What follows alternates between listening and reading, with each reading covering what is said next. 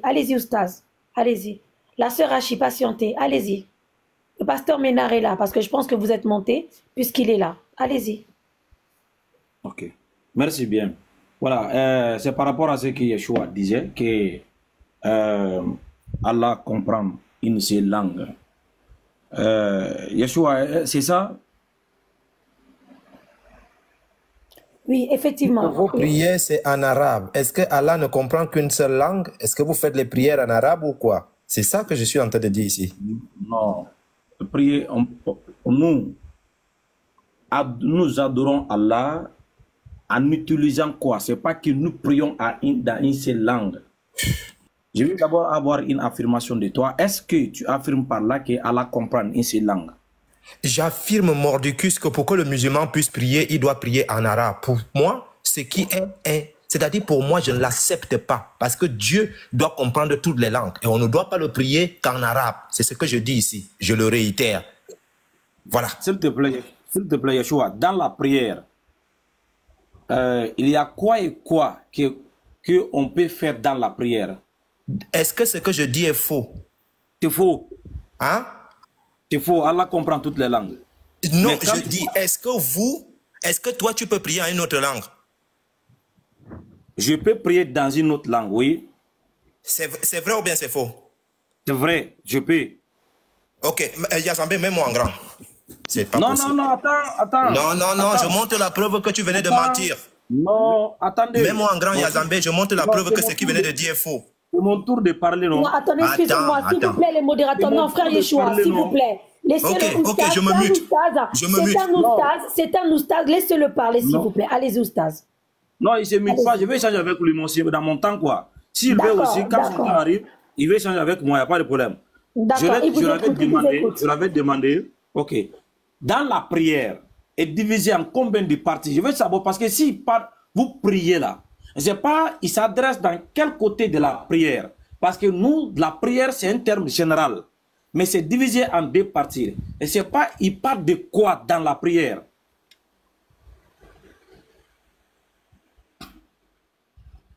Il veut parler de la salade. Yeshua. Il veut dire qu'ils font la salade en arabe. C'est ça, non? Ou ça comme là? Ok. Pasteur, regardez. Dans la prière... Le frère Yeshua, il a dit qu'il va parler avec la caméra. Il attend son temps de parole. Il va mettre la caméra. Oui. C'est pas ça le problème. Il va montrer quelque chose sans comprendre ce qu'il va montrer, quoi. C'est pourquoi je vais d'abord l'orienter. En travers ce que je vais dire là, peut-être il va changer d'avis. La prière, c'est un terme général. Mais nous, dans nos prières, on a divisé en deux parties. La première partie, c'est rendre culte à Allah, l'adoration. Rendre culte à Allah.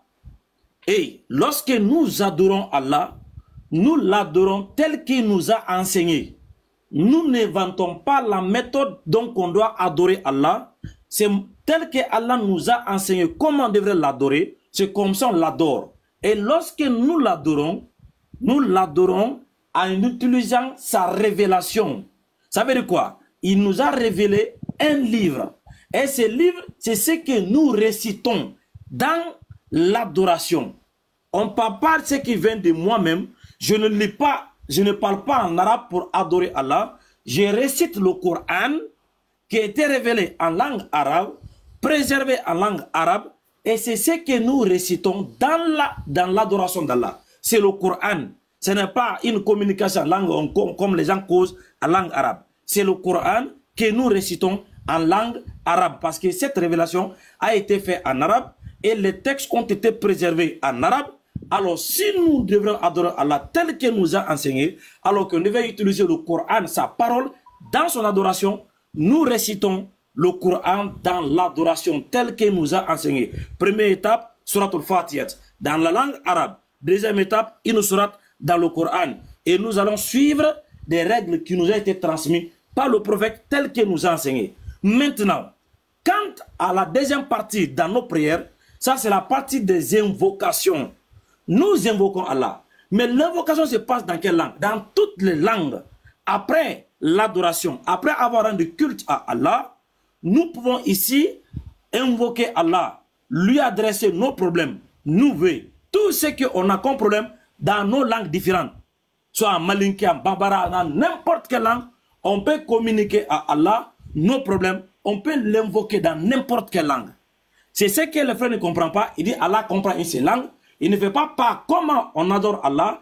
Est-ce que cette méthode d'adoration que nous sommes en train de faire, c'est Dieu qui nous avait enseigné cela? Si nous faisons comme ça, est-ce que c'est pas la volonté de Dieu, c'est pas la volonté de qui?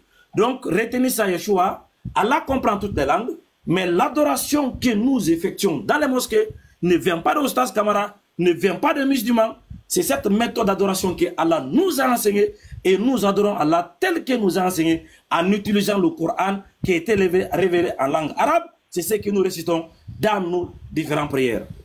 D'accord. Monsieur Oustaz Kamara, donc vous confirmez ce soir hein, que l'adoration se passe effectivement en arabe. Hein. Monsieur Oustaz, vous confirmez ce soir que... Regarde ma sœur. L'adoration se passe, on récite un livre. N'oubliez pas, ce n'est pas une causerie. Lorsqu'on entre à la mosquée, on cause. C'est un livre que nous récitons. Le livre là, c'est ce que vous devrez comprendre. On ne lit pas un livre, on ne lit pas un livre de la biologie, on ne lit pas un livre d'histoire, on récite le Coran. Les chapitres du Coran, c'est ce que nous récitons dans l'adoration telle que... Excusez-moi, est-ce qu'on m'entend? Apparemment, mon micro ne marche pas. On m'entend bien ou pas? Oui, on t'entend, oui, ma soeur. Ah, merci, d'accord. Oustaz Kamara, excusez-moi, parce qu'à un moment donné, on ne m'entendait plus et je ne vous entendais plus.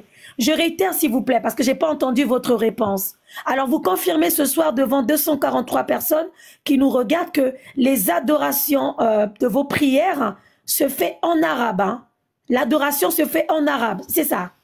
Non, l'adoration... Attends, écoute ma soeur, je ne veux pas que tu me fais répéter. L'adoration que nous faisons, nous récitons un livre. C'est le livre que nous récitons. Le livre-là a été révélé en langue arabe. Ça a été préservé en langue arabe. C'était transmis en langue arabe. Donc, c'est le livre que nous récitons qui est le Coran dans l'adoration. Ce n'est pas en langue arabe parce que le livre a été révélé en langue arabe, préservé en langue arabe. Donc, lorsque nous adorons Allah tel qu'il nous a enseigné, nous récitons le livre là, le Coran. D'accord. Oustaz, s'il vous plaît. Aujourd'hui, moi, Yann Zambé, je suis congolaise d'origine. Si aujourd'hui je deviens musulmane, est-ce que si je prie en arabe, si je prie en congolais, est-ce que Allah va recevoir ma prière? Si je prie en congolais?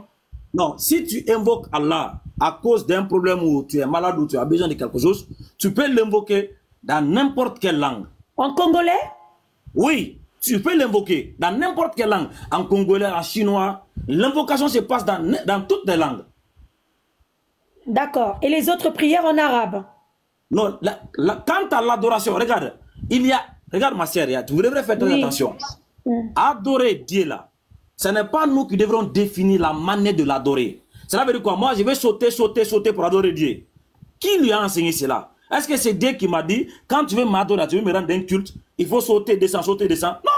Il faut que nous comprenions, si nous voulons vraiment rendre culte à Dieu, on doit avoir quelque légitimité que ce que nous faisons, ça vient de Dieu, c'est lui qui nous a enseigné comme ça. Donc Dieu doit nous dire, adorez-moi comme ça. Donc si nous l'adorons comme ça, cela veut dire c'est la méthode dont il accepte. Donc d'accord, j'ai compris. Alors j'ai compris, j'adore Allah en arabe, ça c'est obligatoire. Je ne peux pas l'adorer en congolais.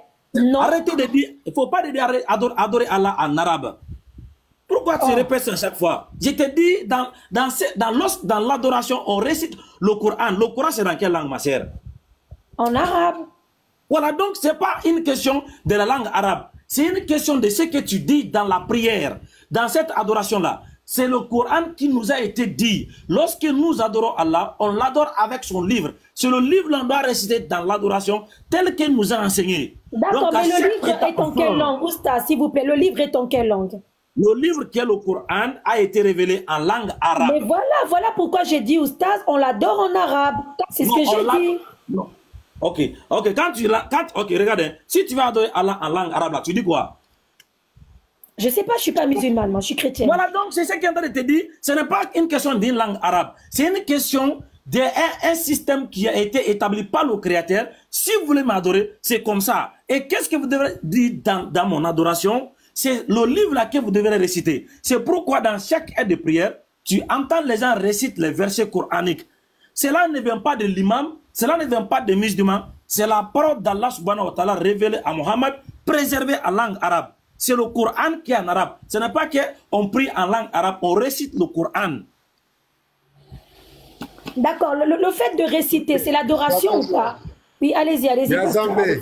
Oui, allez-y. Oui. Voilà, il t'a expliqué. Ce qui me plaît, voilà, ça tombe bien. On avait des préoccupations sur cette affaire. Oussa Kamara vient de nous confirmer que c'est le Coran qui récite. Le Lévite, tu peux te mettre en grand, tu es là? Le Lévite. Et le frère Yeshua devait rebondir, allez-y. Oui, je suis là. Mets en grand, mets-nous la sourate 111 là, verset 1 à 5. On va demander si Oussa Kamara récite ça. Mets ça, ouvre ta caméra. Ok, je viens. Pasteur, je ne suis pas dans les polémiques et tu me connais très bien. Voilà. Il trempe déjà. Faut te calmer. Non. Il trempe déjà. Mais il a parlé ici. Moi, je ne m'en mêle pas parce que c'est un oustaz. Je ne m'en mêle pas puisque c'est un oustaz et un pasteur. Donc, je ne m'en mêle pas. Il y a un pasteur, il y a un oustaz. Voilà. Dès que tu rentres dans les polémiques, je descends. Non, il ne faut pas descendre. On ne t'a pas incité. On veut te poser une question. Il faut te calmer. Tu parles, on t'a écouté, non? Laisse, on va parler.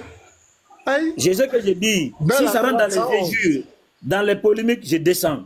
Personne ne va t'injurer si tu n'as pas d'éducation. Non, je sais que je dis. Je te dis bien garder.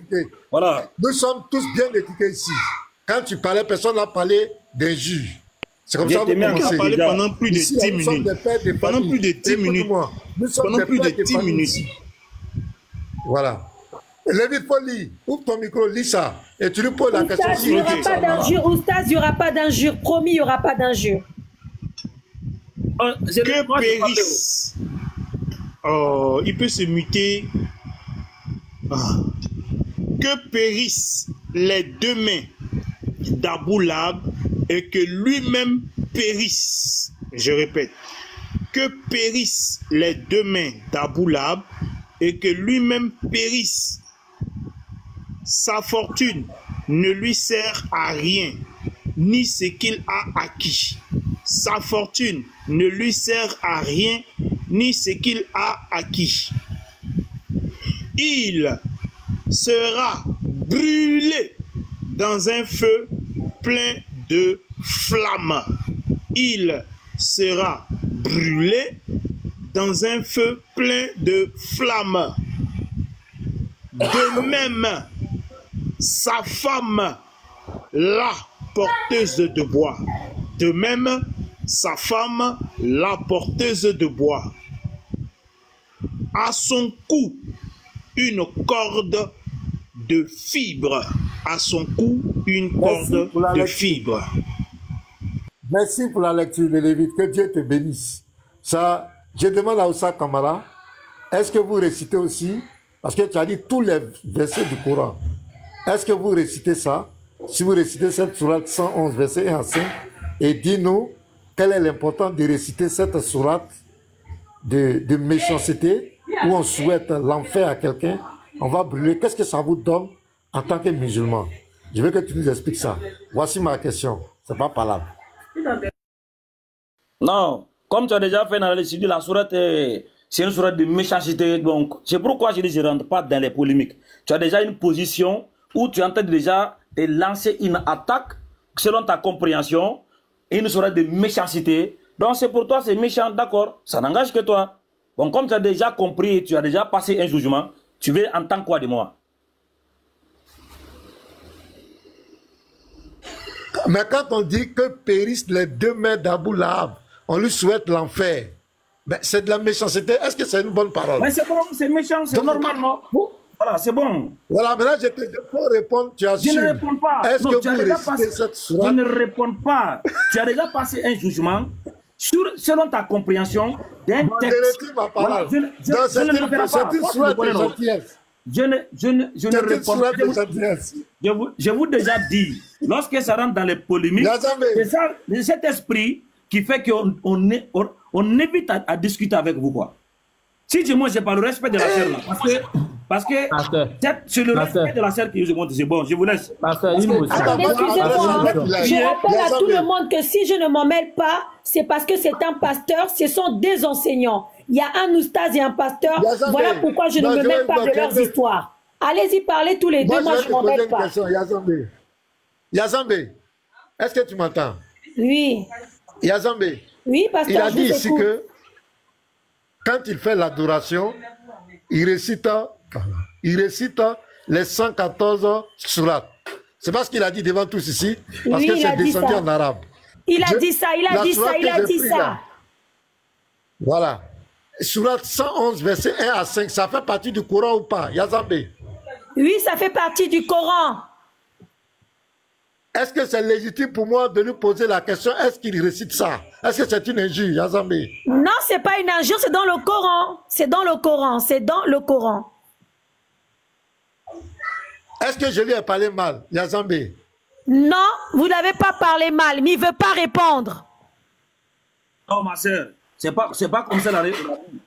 Il a ajouté des choses et selon sa compréhension, parce que regarde, il y a la manière de parler à quelqu'un, il peut comprendre derrière déjà tes pensées. Tu n'as pas une intention soit de moquer, de ridiculiser ou de faire quelque chose. C'est pourquoi je dis, lui en tant que responsable, il faut savoir à parler aux gens. Parce que psychologiquement, tu prépares déjà une réponse derrière. En travers ce que tu dis, on peut analyser. Est-ce que lui, il est de bonne foi ou il a fait ça juste pour provoquer ou ridiculiser? C'est la question que j'analyse. Donc, c'est pas que je ne veux pas répondre, mais la façon dont il a parlé là. Monsieur Kamara, Oussa Kamara, arrête de te victimiser. Quand tu ouvres ton panel là-bas, tu te moques de la Bible, tu dis n'importe quoi sur la Bible. La Bible n'est pas la parole de Dieu. La Bible, ce sont les hommes qui ont écrit. Ça ne vient pas de Dieu. Personne ne t'a dit que tu es ridicule. On t'a posé une question dans ton Coran. On t'a posé une question. Toi, le grand savant qui parle toujours de la Bible, qui a écrit la Bible, c'est toi qui connais les manuscrits grecs. Les chrétiens ont caché, ils ont menti, ils ont falsifié la Bible. Quand tu dis ça, là, les chrétiens ne t'ont jamais dit que tu as commis un crime, tu as fait quoi? On t'a posé une question. C'est dans ton texte que j'ai lu. Pour moi, si je dis, quand on dit que périssent les deux mains d'Abou Lahab, quand on lui promet l'enfer, on dit qu'il périsse, qu'il brûle en enfer. Moi, et puis sa femme, elle boit à son cou, elle fibre tant, ils vont périr en enfer. Moi, je trouve que c'est une parole méchante. Ce n'est pas souhaiter ça à quelqu'un, un être humain. Mais si j'ai dit ça, toi, tu es un oustaz, tu dois avoir la maîtrise. Non, pasteur Ménard, c'est pas de la méchanceté, c'est Allah voulait le bénir, c'est une... Tu expliques. Voilà un homme, faut assumer tes tests. Où est l'injure? Grandissez là, arrêtez de jouer. Quand on parle du Coran, vous commencez à pleurer, ça fait pitié. Tu as devant plus de 300 personnes. Laisse-moi parler. Tu as déjà plus de... Non, laisse-moi parler, s'il te plaît. Tu as devant plus de 300 personnes. Tu as dit que quand vous faites l'adoration, vous récitez tout le Coran, les chapitres du Coran.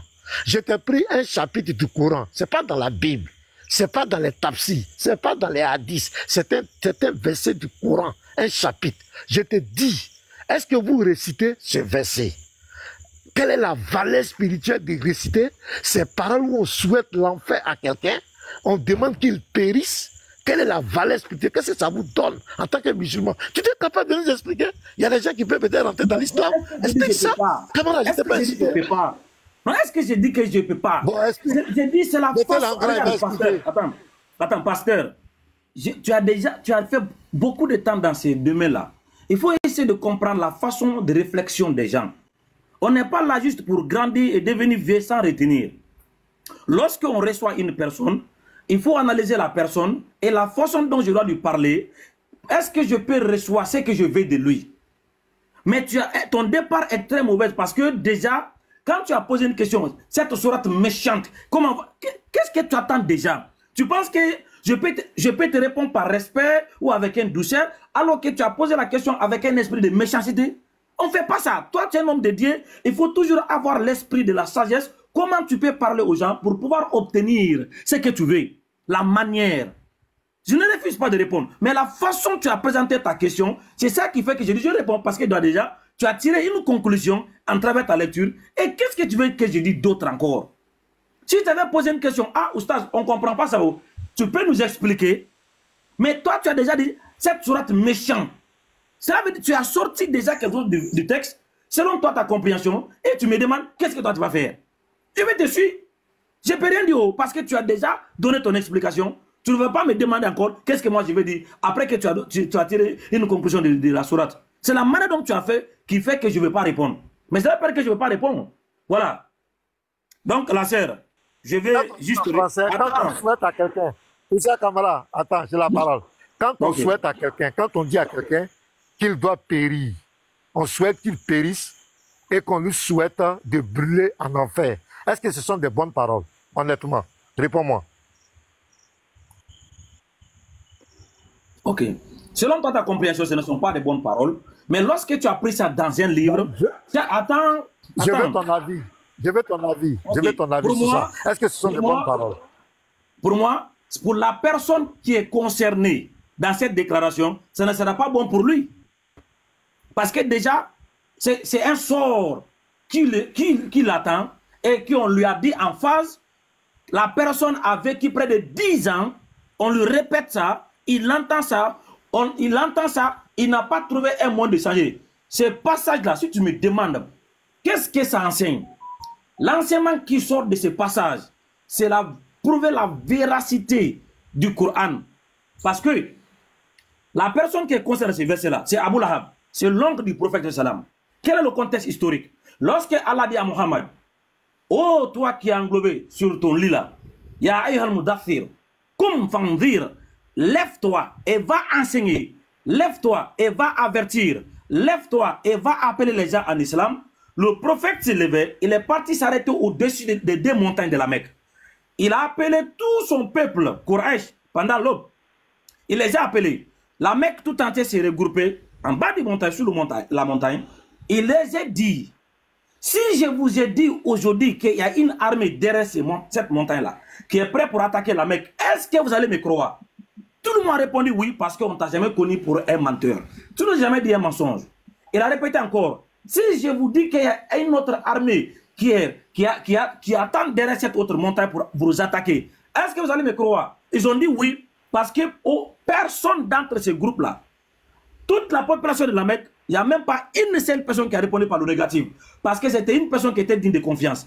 Après qu'il a dit ça, il les a dit, aujourd'hui je vous annonce, je suis le messager d'Allah, le prophète de Dieu, envoyé envers vous, pour venir vous dire d'arrêter d'adorer ces divinités, ces idoles, adorer que Allah seul le véritable Dieu. C'est en ce moment-là, Abu Lahab a commencé à attendre. C'était pas ma question. Tu veux me laisser terminer? C'était pas ma question. Non, je vais te recadrer. C'était pas ma question. J'ai dit, quand on dit que périssent les 2 mains de quelqu'un et qu'on dit qu'il va brûler en enfer, est-ce que ce sont des bonnes paroles? Voici ma question. Tu veux me laisser terminer, pasteur? Non, moi je veux ces bonnes paroles. Si tu veux que je réponde à ta manière, je vais te laisser parler. Tu ne vas pas m'obliger de répondre comme toi tu veux. Je veux. Ma question est précise, la question est fermée. Je peux répondre comme je veux. J'ai dit, est-ce que tu l'as raconté, Mohamed dit, montagne, c'est pas ça, j'ai dit. Je peux répondre comme je veux, pasteur. Est-ce que je peux répondre comme je veux? Attends, je vais finir, s'il te plaît. Quand on dit à quelqu'un que périsse, on lui souhaite que périssent tes 2 mains, et que tu dois brûler en enfer avec ta femme. On lui souhaite de brûler en enfer, on lui souhaite de périr. Est-ce que ce sont de bonnes paroles? Voici ma question. Ma question est fermée, c'est simple. Je veux que tu me dises ça, Issa Kamara, devant les 350 personnes. Est-ce que ce sont de bonnes paroles? Pasteur. Réponds-moi. Oui.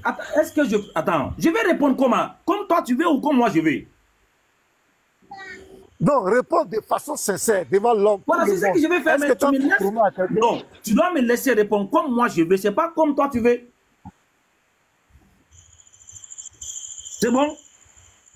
Attends, Yeshua, attends, je vais m'adresser à Yeshua. Yeshua, ouvre ton micro, s'il te plaît. Oui, pasteur. Yeshua, oui, pasteur. Quand on dit à quelqu'un, quand on souhaite à quelqu'un que ses 2 mains périssent et qu'il doit brûler en enfer, est-ce que ce sont de bonnes paroles ou pas? Yeshua, réponds-moi. Non, ce ne sont pas de bonnes paroles adressées à cet homme-là. Est-ce qu'on a besoin de faire philosophie pour ça? Est-ce qu'on a besoin de faire des temps? Maintenant, ce ne sont pas de bonnes paroles. Pourquoi un musulman doit, qui va l'adoration, c'est un acte d'amour avec Dieu. C'est un acte de communion avec Dieu. Pourquoi moi je me présente, je fais mes ablutions, je me présente devant Dieu et je prononce ces paroles de méchanceté contre un homme qui est mort, il n'existe plus, et je veux prononcer ces paroles de méchanceté contre un être humain. Mais moi, est-ce que les gens savent ce qu'on appelle l'adoration? Est-ce qu'ils savent ce qu'on appelle l'adoration? Voici la question. C'est pourquoi je lui pose la question. Est-ce que ce sont de bonnes paroles? Parce que si moi je rentre dans la présence de Dieu pour aller adorer Dieu, je ne peux pas aller prononcer ces paroles. Ces paroles sont trop méchantes. On souhaite à quelqu'un de brûler en enfer. Et moi, je devais adorer Dieu et je récite ça en arabe. Et je quitte là. Dans quel état d'esprit je quitte là? Voici ma il faut que tout ça, camarade, la valeur spirituelle de... Il y a d'autres versets que je vais te présenter. Tu as dit que vous récitez tout le Coran. Il y a d'autres sourates que je ne vais pas t'apprêter. Ma sœur, tu vas me laisser répondre ou bien je te laisse parler. Okay, je te laisse. Voilà. Parce que tu ne vas pas entendre les prêcher ici. On est dans un échange. Il ne faut pas prendre l'avantage parce que tu es sur le live de ta sœur. Voilà. J'ai dit, quand tu lis un texte là, dans un livre, ça veut dire déjà, il faut prendre le texte dans son contexte, ne le sort pas hors contexte. Ce texte a été, le verset là a été révélé. Pourquoi?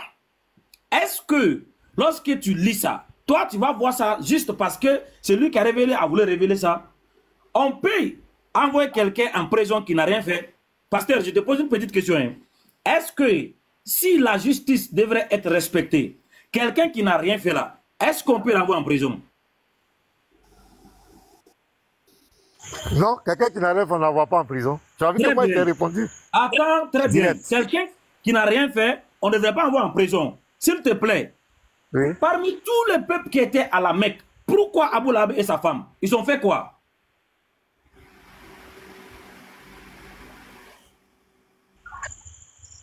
Bon, je ne sais pas ce qu'il a fait. Il faut expliquer.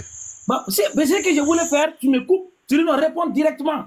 Parce que déjà, c'est un texte qui est dans un livre. Si tu prends le texte et puis tu veux faire un prétexte, tu vas donner une fausse interprétation. Donc, prends le texte dans son contexte pour comprendre il s'agit de quoi. Abu Lahab n'est pas le seul habitant à la Mecque en ce moment-là. Je t'ai expliqué, c'est par rapport à ce qu'il a fait qui lui a mérité le châtiment qui a été prononcé contre lui. Il a fait quoi? Il a maudit le prophète. Il est celui qui a fait tout ce que le prophète a subi. Il a mis des trucs sur son chemin. Les blessures, il a attaqué le prophète. Il a fait tous les choses méchants contre le prophète par sa propre volonté. Et tout ce qu'il a prononcé a été prononcé contre lui. Et puis ça, c'est durant 10 ans, on lui a dit que toi, ton refus sera en l'enfer. 10 ans, Abu Lahab était vivant, il était avec le prophète, il entendait les récitations du Coran, il n'a pas essayé de changer ou de se convertir. Donc, parce qu'il a mal fait, c'est pourquoi le châtiment a été prononcé. Ce n'est pas lui seul à qui le châtiment a été prononcé, le Coran. Allah a prononcé le châtiment pour les mécréants. Les mécréants vont à l'enfer. Allah dit, dans Surat Allah dit, Inna alladhina kafaru min ahli al-kitab wal mushrikina fi nari jahannam. C'est qu'on mécru, les mécréants parmi les gens du livre, ils vont tous à l'enfer. On récite ça dans le Coran. Surat al-Masad, on récite dans le Coran. Parce que dans la Surah 73, Allah dit ici, Surah 73, le verset 20, Allah dit, il sait que vous ne serez jamais passé toute la nuit en prière. Il a usé envers vous une diligence. Récitez donc ce qui est possible du Coran. Récite donc ce qui est facile pour vous du Coran. Donc il n'y a pas une limite, il n'y a pas une restriction. Ne récite pas ça. Tout ce qu'on veut prendre dans le Coran, on le récite. Donc nous, on n'a pas peur, on n'a pas honte, parce que c'est la révélation d'Allah. Si je suis dans une prière, je vais prendre Surat al-Masad, je vais le réciter. Tout ce qui est dans le Coran, sans aucune hésitation.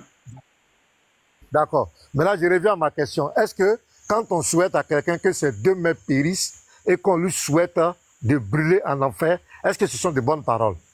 Mais c'est qui... Oh, pasteur. Et puis tu réponds encore à la même question. Est-ce qu'on lui a souhaité... Tu m'as posé, je t'ai répondu. Réponds à ma question.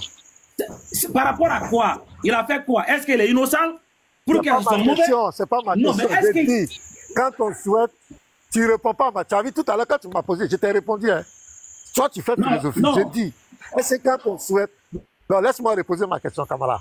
Quand on souhaite à quelqu'un que ses 2 mains périssent et qu'on lui souhaite d'aller en enfer, qu'il va brûler en enfer, on écrit ça. Est-ce que ce sont de bonnes paroles? Réponds à ma question.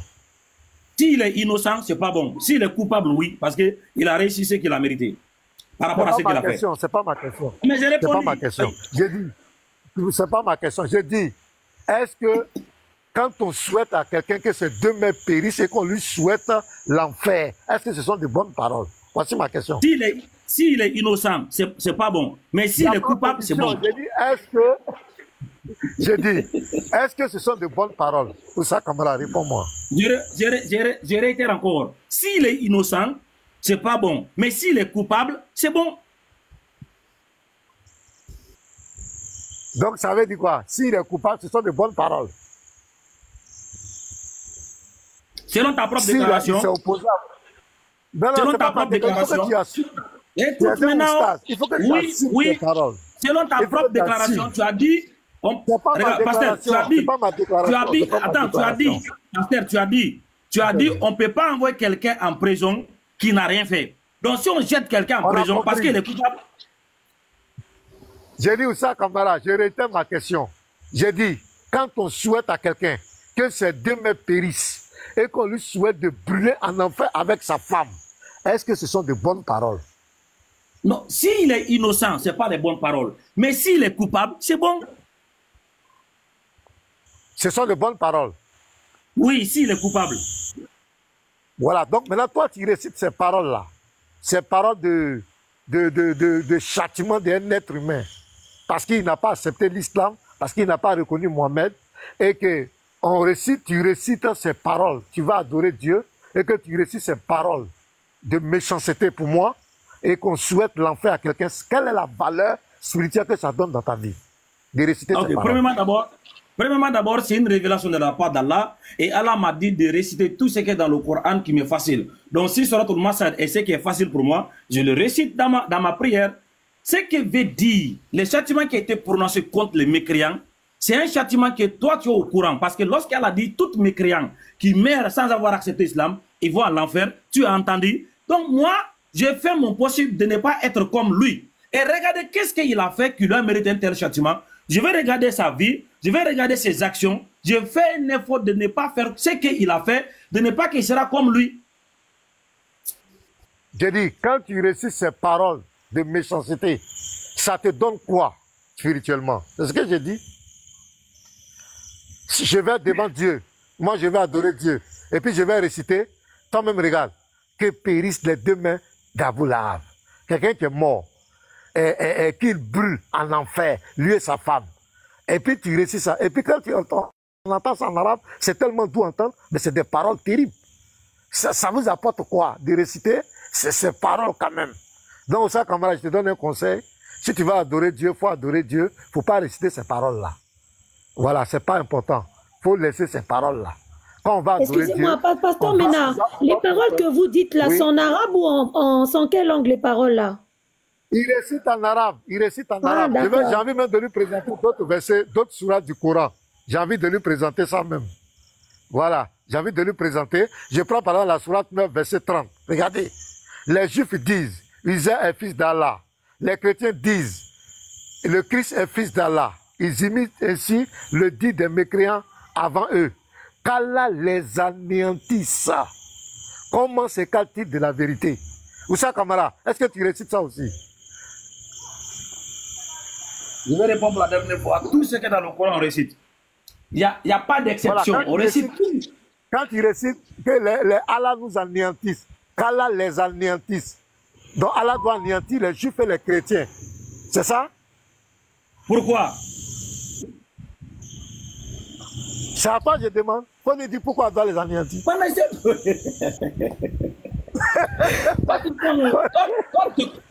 tu te contredis. Dans tout ce que tu fais, te contredire. Tu as établi une base ici. C'est quoi la base? Tu as dit on ne peut pas jeter une personne qui est innocente en prison. C'est celui qui est coupable qu'on met en prison. Maintenant, lorsqu'un châtiment a été prononcé contre une personne, ce n'est pas parce qu'il est innocent, c'est parce qu'il a fait quelque chose contraire à la loi. Bon, pasteur, regarde. Tu ne vas pas m'écouter, regarde. C'est ça le mot anéanti? Non, on attend d'échanger, c'est pas par là. Moi, est-ce que ça, camarade, moi je dis toujours aux gens, toi tu m'as jamais manqué de respect, moi je ne vais pas te manquer de respect. Moi ce sont sur les tests. Sur les tests, là, je suis rigoureux. C'est tout. Mais je ne suis pas méchant avec toi, tu me respectes très bien. Tu ne m'as jamais manqué de respect. Je ne vais pas te manquer de respect. Mais moi, je veux comprendre. Et je vais attirer aussi ton attention en tant qu'oustaz. Quand on dit qu'Allah les anéantisse, en français, quand on dit anéantir quelqu'un, anéantir un peuple, ça dit quoi? Les exterminer, les faire disparaître. Est-ce que Kamara, tu es d'accord avec ça? Qu'Allah nous anéantisse, tu es d'accord avec ça? Donc, qu'Allah les anéantit là. Oui, je suis d'accord, oui. Je suis d'accord, oui. Tu veux que Allah nous anéantisse, nous les chrétiens, les juifs? Mais pourquoi? Est-ce que vous êtes innocent? Vous avez fait quoi? Oui. À cause de nos quoi? On a tué qui? À cause de notre foi? Vous avez fait quoi? Donc, pour notre foi? Donc, non, mais c'est notre foi, puisqu'il dit, parce qu'on a dit que le Christ est fils de Dieu. Donc, c'est pour notre foi que ton Dieu doit nous anéantir. Ok, pasteur. Pasteur. Je viens. Écoute-moi. Tu as dit que c'est pas seulement qu'il faut des questions. Je vais poser moi aussi ma question. Voilà. Ok, il n'y a pas de problème. Oussa Kamara. Donc, pour toi, ton Dieu et toi, vous êtes d'accord de nous anéantir à cause de notre foi que vous ne comprenez pas. Tu demandes à Allah et tu récites ça. Donc ton souhait, et tu as dit devant tout le monde, ton souhait que nous on soit anéantis. Ça dit, hasta nous extermine. Mais malheureusement, plus de 1400 ans, les chrétiens se multiplient, on devient de plus en plus nombreux. Donc le souhait d'Allah ne s'est pas accompli. Il ne peut pas nous anéantir. Donc cette sourate-là, il ne faut pas réciter ça, Kamara. Tu as compris? Ne récite plus ça. C'est méchant. Ça sème en toi. Ça sème en toi la haine des chrétiens et des juifs. Il ne faut plus réciter ça. Tu as compris ça, Kamara? Il y a d'autres sourates qu'il faut répéter. Ça, là, il ne faut pas réciter. Pasteur, s'il vous plaît, pasteur, est-ce que ce sourate-là, oustaz, tous les musulmans répètent ça tous les jours qu'on doit nous anéantir? Ou c'est juste quand on a un problème avec eux? Est-ce que c'est tous les jours? Il récite, attends, la Fatiha, regarde la sourate, la première sourate d'ouverture, au verset 7, quand on dit, ceux qui ont bénéficié des faveurs d'Allah, ce sont les musulmans, ceux qui ont coûté ta colère, ce sont les juifs, et les égarés, ce sont les chrétiens. Il récite ça 17 fois par jour, Yazambi. Ah, c'est tous les jours, c'est pas quand ils sont... Pasteur, excusez-moi, moi je pensais que, Pasteur Ménard, moi je pensais que ils récitaient ça seulement s'ils sont énervés contre nous. Mais même quand ils sont pas énervés, ils récitent ça quand même. Le voilà qui est là, si je mens la Fatiha qui est là, il récite ça 17 fois par jour. Tous les jours? Tous les jours, il récite la Fatiha. Même quand on les a rien fait, même quand on les a rien fait. Qu'est-ce que tu as fait à Allah? Même avant de venir ici, même avant de venir sur le live, là, il a récité ça. Ah bon? C'est la vérité. Puis quand il va partir, maman, quand il va partir là, il va le réciter encore. Ah bon? Quand il va quitter ici, là, il va aller encore, il va faire ça. Mais pourquoi? C'est pas gentil, on lui a fait quoi? Ah, demande, il va nous expliquer maintenant ce qu'on lui a fait. Donc ça, dis-nous ce qu'on vous a fait. Moi, ce qui me choque, c'est que depuis 1400 ans, la sourate 9, verset 30 là, jusqu'à aujourd'hui, Allah ne nous a pas encore anéantis. Depuis 1400 ans, les milliards de musulmans récitent ça chaque jour. Mais jusqu'à aujourd'hui, la prière là n'est pas encore... Parce que moi, je ne suis pas anéanti. Je ne suis pas encore anéanti. La prière là, c'est pas encore exaucé. Qui va exaucer ça? Abu Lahab, il récite là, qu'il n'a qu'à aller en enfer là. Est-ce que Abu Lahab est vivant? Abu Lahab n'est pas vivant. Donc quand il dit qu'il faut aller en enfer là, il est déjà là-bas ou bien il n'est pas là-bas? Qui a exaucé la prière d'Abu Lahab là? C'est ça qu'il faut répondre. Et comment on peut réciter ça? Comment je viens adorer Dieu? Yazambe, comment je vais adorer Dieu? Et puis je récite des propos comme cela. Non mais Yazambe, quand même. Moi si j'étais musulman, j'allais me poser des questions. Mais pourquoi je vais adorer Dieu? Et puis, quelqu'un qui n'a rien à voir avec ma relation avec Dieu, je viens prendre son affaire et on ne lui souhaite pas de bonnes paroles, je récite ça. Les chrétiens, quand on dit non, Jésus est fils de Dieu, si le musulman n'a pas compris, qu'il vient nous demander, on va leur expliquer. Mais on doit nous anéantir pour ça. Mais attendez, pasteur Ménard, ça se trouve, Oustaz Kamara ne récite pas ça. Hein. On va l'écouter, peut-être que lui récite pas ça. Il récite. Ouais, non, mais attendez, mais il n'a pas parlé. Demandez-lui s'il récite ça, parce que je ne pense pas qu'il veut anéantir Yann Zambé quand même. Moi, il m'a dit qu'il m'aimait bien. Oustaz Kamara, s'il vous plaît, Oustaz, est-ce que vous récitez ça contre vous? Je vous le dis, sur la base de ce que le pasteur a dit, une personne non coupable ne mérite pas la prison ou un châtiment.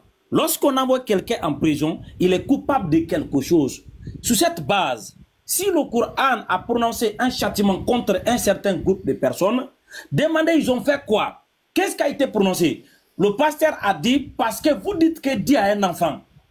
Mais vous là, quand vous dites que Dieu a un enfant là, ça c'est justice, ça c'est l'injustice contre Dieu ou c'est justice pour Dieu? Vous basez sur quoi pour attribuer un enfant à Dieu? Vous avez quoi pour dire ça? Est-ce que vous avez le droit d'attribuer un enfant au Créateur? Est-ce que vous avez le droit? Donc vous avez... Excusez-moi, Oustaz. Excusez-moi, voilà. Oustaz. Pardonnez, Oustaz. Moi, j'ai une question. Non, non, non, parce que c'est intéressant, là. Donc, ça veut dire que tous les jours, vous priez que moi, Yann Zambé, Allah m'anéantisse, moi? Non. Regarde, maintenant que tu es vivant, oui. Tu as entendu, on t'a parlé. Allah dit, ne dit pas que... Ils ont dit que moi, le Tout-Puissant, j'ai un enfant. Et dit que quoi? C'est une abomination que vous prononcez. Cessez. Allah dit cessez, ça sera mieux pour vous. D'accord. Moi, comme je dis que Jésus est fils de Dieu, Oustaz, tous les jours quand vous priez, donc vous dites à Allah de m'anéantir, alors que tout à l'heure vous avez dit j'aime bien la sœur Yann Zambé. Donc vous priez qu'il m'anéantit. C'est ce que vous faites chez vous. Regarde ma sœur, Oui, le Coran ne vient pas d'Oustaz. Attends, le Coran ne vient pas d'Oustaz Kamara. Je ne suis pas le révélateur du Coran. Ce n'est pas moi qui l'avais écrit, ça ne vient pas de moi. C'est un livre qui a été révélé, préservé, écrit, préservé dans une langue. J'ai compris. Donc vous faites cette prière là ou pas? Vous la faites? Pas dit que moi. Oui, mais est-ce que vous faites cette prière? Vous la faites de m'anéantir? Vous la faites oui ou non pas? Oustaz, s'il vous plaît. Ce qui est dans le Coran, ce qu'Allah avait prononcé contre ceux qui ont inventé de mensonges contre lui, c'est un châtiment qui est prononcé. Si la personne a entendu et qu'elle a changé, ça ne va pas s'appliquer. Parce qu'il y a des chrétiens qui se convertissent aujourd'hui, ils ne sont pas applicables dans ces châtiments. D'accord, alors moi je ne... Oustaz, s'il vous plaît, je veux que... Non, je veux que vous répondez... Non, là c'est moi personnellement, donc frère Oustaz. Donc là, ce matin, vous avez prié que... Parce que moi je crois que Jésus est Dieu, même le Fils de Dieu, il est Dieu aussi. Donc ce matin, vous avez prié que Allah m'anéantisse. C'est ce que je veux savoir, vous. Vous avez fait cette prière-là contre moi ce matin? Ma sœur. Non, je veux que vous me répondez, c'est pas grave. Non. Oui ou non? Regarde, quand tu dis vous avez fait cette prière, on récite le Coran, je répète encore, on récite le Coran, ce qui nous est facile. Cette sourate, peut-être je ne vais pas encore mémoriser ça même, parce que je ne suis pas hafiz sur le Coran. Tu comprends, non? C'est une sourate, tu as pris un verset dans une sourate. Donc peut-être je ne vais pas mémoriser, je ne suis pas hafiz sur le Coran. Je récite dans le Coran ce qui m'est facile, ce que je peux. Donc ce n'est pas que quand on prie, on récite ça. Ce n'est pas une règle. On prend ce qu'on veut dans le Coran. Allah dit réciter du Coran ce qui vous est facile. Voilà. Donc ce n'est pas une question avant de venir ici, tu vas rester ça. C'est pas ça.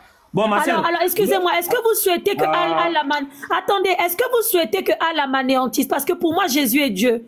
Est-ce que vous, monsieur Oustaz, vous souhaitez que Allah m'anéantisse? Moi, Yann Zambé. Moi, mon souhait pour toi, pour que tu sortes de là et qu'Allah te pardonne, tu deviens parmi ceux qui vont au paradis. C'est mon souhait. Donc vous ne faites pas la prière que Allah m'anéantisse alors? Non, tant que tu es vivant, Allah me demande de faire droit pour toi pour qu'il te guide en islam. Ah, donc vous ne priez pas qu'Allah m'anéantisse, d'accord. Parce que le frère Yeshua doit parler, oui. Oui. Ouais, non, j'ai une question. Non, j'ai une question. C'est que je dis là. Attends, pardon. Non, s'il te plaît. Écoute-moi. Non, tu as dit quelque chose. Laisse-moi poser une question. Non, laisse-moi poser une question. Non, tu as dit tout à l'heure. C'est mon tour. Tu as dit tout à l'heure que nous on a accusé Dieu. Laisse-moi poser une question. Non, laisse-moi poser ma question. Faut te calmer, tu vas poser ta question. Écoute-moi. Tu as dit tout à l'heure dans ta phrase que nous on a dit que Dieu est un enfant. Et que nous, on a renversé. Pour toi, là, quand nous, les chrétiens, on dit Dieu a un fils là, qu'est-ce que vous comprenez par là? Qu'est-ce que le Coran? Et toi, Oustaz Kamara, qu'est-ce que tu comprends? Quand les chrétiens disent que Dieu a un fils là, parce que c'est ça qui est tellement grave, c'est qu'il y a un fond grave pour que Allah nous anéantisse. Pasteur Ménard, il a dit qu'il n'a pas fait cette prière pour moi. Il a dit pour moi, il n'a pas fait ça. Ah non, il a passé dans sa conscience, il vient de reconnaître que c'est sûr, il réussit ça. Il réussit. Avançons, Yazamé, laissons ça. Allons-y. On va avancer. Allons-y. Il y a Moussa Kamara qui a dit que le fait que nous on dit que Dieu est un enfant, c'est pour ça que Allah doit nous anéantir. Je veux que tu nous expliques ici, nous les chrétiens, devant les 400 personnes, pour vous là, et puis l'islam là, toi, Allah, Djibril et puis Mohamed, quand les chrétiens disent Dieu a un fils là, vous comprenez comment? Qu'est-ce que vous comprenez? Il faut nous dire ça ici, et puis on va régler ça. Voilà, donc je t'écoute. Pour nous là, quand on dit Dieu a un fils là, ça veut dire quoi? Et puis moi je vais te prouver dans le Coran que Issa c'est le fils d'Allah, subhanahu wa ta'ala. Tout à l'heure. Ok. Ça dépend. Donc je t'écoute. Ça dépend de la compréhension de chaque chrétien. Parce que vous n'avez pas la même compréhension, même des textes bibliques. Donc chaque chrétien a sa propre compréhension de ce terme fils de Dieu. Donc je ne sais pas pour toi, le terme fils de Dieu veut dire quoi dans ta compréhension? Non, non, non. C'est toi qui vas nous expliquer ça. Qu'est-ce que Allah, lui, pense pour qu'il va anéantir les chrétiens? Qu'est-ce que Allah lui pense? Je veux que tu nous expliques ça. Voilà. Je ne sais pas ce qu'Allah lui pense. Je ne connais pas les pensées d'Allah. Voilà. Je vais t'expliquer. Non. Comment je peux connaître les pensées d'Allah? Je vois Allah. Donc, rectification, c'est pas ça, c'est pas ça. Mais dans notre langage humain, lorsqu'on attribue un fils à quelqu'un là, en tant qu'un être humain là, ça veut dire quoi, pasteur? Ça, Kamara, on ne joue pas ce jeu avec moi. Tu as dit que nous on a attribué un fils. Attends, tu as dit que nous on a attribué un fils à Dieu. C'est pourquoi Allah doit nous anéantir. C'est pas ce que tu as dit. Maintenant, explique-nous là. Quand tu dis nous on a attribué, tu as un moustache. Tu sais ce qu'il veut dire. Tu sais. Voilà, donc il n'y a pas de problème. Moi, je vais t'expliquer pour moi. J'ai dit, pour toi et Allah, vous les musulmans, quand nous, les chrétiens, disons que Dieu a un fils là, Dieu même a des enfants là, pour vous, qu'est-ce que vous comprenez par là? Il faut nous dire ça aujourd'hui. Je vais encore réessayer. Et si tu ne réponds pas, je crois que toi qui poses la question, tu ne comprends pas ta propre question. Ah, regarde, le mot fils là, c'est un langage humain et dans une langue. Donc ça doit être compris. Ça veut dire quoi, fils? Pourquoi on ne dit pas la fille de Dieu? Pourquoi on ne dit pas la tante de Dieu? Pourquoi on ne dit pas l'oncle de Dieu ou le grand-père de Dieu? Parce que ce nom est significatif. Vient avec une signification que vous pensez dans votre croyance, ça ne peut pas être attribué au Créateur. Est-ce que toi, pasteur, tu peux dire la fille de Dieu? Tu peux dire ça? Croyance. Il faut expliquer notre croyance là. Quelle est notre croyance là? C'est ce que j'ai dit. Est-ce que, pour que cela soit vrai, est-ce que toi, pasteur, tu peux dire la fille de Dieu ou la tante de Dieu? Tu peux dire ça? Oui, il y a la fille de Dieu. Dans la Bible, il y a la fille de Dieu. Donc, non, donc il y a la fille de Dieu. Il y a la fille de Dieu. Il y a le fils et fille de Dieu. Non, je n'ai pas dit j'ai dit la fille de Dieu. Tu peux dire ça? Oui, il y a fille de Dieu. Il y a fille de Dieu. Il y a fils et puis il y a fille. Donc tu peux aussi dire la tante de Dieu. Pasteur, tu peux aussi dire ça. Il ne faut pas fuir. Non, pardon. Pardon. Attends. Quand Allah dit que Dieu a un fils et que c'est une abomination, il va nous anéantir là. Qu'est-ce que vous pensez pour vous là? Qu'est-ce que quand les chrétiens disent fils de Dieu là, ou bien fille de Dieu là, pour vous là, vous pensez à quoi? Il faut expliquer devant tout le monde. Nous sommes des êtres humains. On parle dans un langage humain. Le mot que nous utilisons est significatif. Pasteur, pourquoi tu ne peux pas dire la tante de Dieu ou l'oncle de Dieu? Pourquoi? Regardez la question qu'il me pose. On entend parler des fils. Allah dit va anéantir les chrétiens à cause de quoi? Est-ce qu'il a dit parce qu'ils ont dit tante de Dieu? Maintenant, tu as compris, non? Il dit que, écoute-moi, écoute très bien. Écoute-moi, Allah dit, moi je viens dans le texte, Surat 9, verset 30. Il dit, les Juifs disent, Uzair est fils d'Allah. Les chrétiens disent que le Christ est fils d'Allah. Ils imitent les paroles des mécréants avant eux. Qu'Allah les anéantisse. Donc il va les anéantir parce qu'ils ont dit que le Christ est fils de Dieu. Maintenant, moi, je te demande en tant que oustaz. Allah là, quand il dit fils de Dieu, il pense à quoi? Et puis tu as dit que c'est une abomination le fait de dire que Dieu a un fils. Donc explique-nous pour toi. Quand il y a quelqu'un qui dit fils de Dieu là, est-ce que vous comprenez? Je dois encore relancer ma parole. Pasteur, tu viens de dire devant combien de personnes? Il y a 405 personnes. Tu as dit la fille de Dieu comme le fils de Dieu. C'est toi qui as dit. Donc tu affirmes ici en tant que pasteur, la même manière qu'il y a le fils de Dieu, c'est comme ça aussi il y a la fille de Dieu. C'est ça, non? Oui, bien sûr. C'est écrit. Oui. Très bien. Donc la fille de Dieu, donc si tu comprends ça, que si Dieu a un fils, il a aussi une fille. Il a des fils, il a des filles, oui. Non, non, non, je n'ai pas dit les filles des fils, non, non, non. S'il a un fils, le fils, donc tu as dit il a aussi la fille. Donc s'il a un fils, ça veut dire qu'il a aussi une fille. J'ai dit, Dieu a des fils et il a des filles. Non, non, non, non. Parce que je ne parle pas le sens pluriel. Non, non, c'est ce que j'ai dit. Je vais te donner le verset biblique. Pardon. Il ne faut pas nous distraire. Il ne faut pas nous distraire. Oussa Kamara, tu sais ce que tu es en train de faire? Tu es en train de fuir. Tu as peur de dire ce que vous pensez des chrétiens. Et parce que tu sais que si tu dis ça devant un pasteur, comme vous êtes dans vos lives, devant les petits chrétiens, vous racontez, mais tu sais que tu dis ça devant un pasteur, je vais te corriger devant tout le monde ici. C'est pourquoi tu tournes. Faut répéter ce que vous pensez des chrétiens. Quand le chrétien dit que Jésus est fils de Dieu ou bien Dieu a des fils là, ce que vous pensez là, moi je veux que tu fasses sortir ça devant tout le monde ici. Et je vais te montrer que l'islam ne tient sur rien, que l'islam, le Coran, c'est un livre de confusion, parce que le Coran, les auteurs du Coran n'ont rien compris du thème fils de Dieu. Pour les auteurs du Coran, quand ils écrivent, ils disent que nous on dit que Dieu a eu des rapports biologiques avec une femme pour avoir des enfants. Voilà ce que le Coran pense. C'est pourquoi ton Dieu, chaque fois il se plaint pour qu'on lui attribue un enfant. Parce que pour ton Dieu, les chrétiens disent que Dieu a eu des rapports biologiques. Donc ton Dieu, s'il était véritablement le véritable Dieu, il ne pouvait pas accuser les chrétiens de ça. Parce que les chrétiens n'ont jamais pensé à ça. Les chrétiens n'ont jamais dit que le fils de Dieu ou enfant de Dieu, c'est de façon biologique. Les chrétiens n'ont jamais dit ça. Mais c'est ce que ton Dieu dit dans le Coran. Et c'est pourquoi il se plaint. Et c'est là qu'il y a la preuve que ce sont des hommes qui ont écrit le Coran. Ils ont lu les textes bibliques, le dogme des chrétiens. Ils n'ont rien compris. Ils sont allés créer une religion pour soi-disant nous réfuter, alors que celui qui réfute n'a rien compris du dogme des chrétiens. Voilà la vérité. C'est pourquoi tu ne peux pas répéter ça devant nous. C'est pourquoi tu tournes. Parce que vous nous accusez, même l'engendrement, même le mot engendrer. Dans ton Coran, ton Dieu croit que nous on parle, quand les chrétiens parlent d'engendrer, ils croient que nous on parle d'engendrement biologique.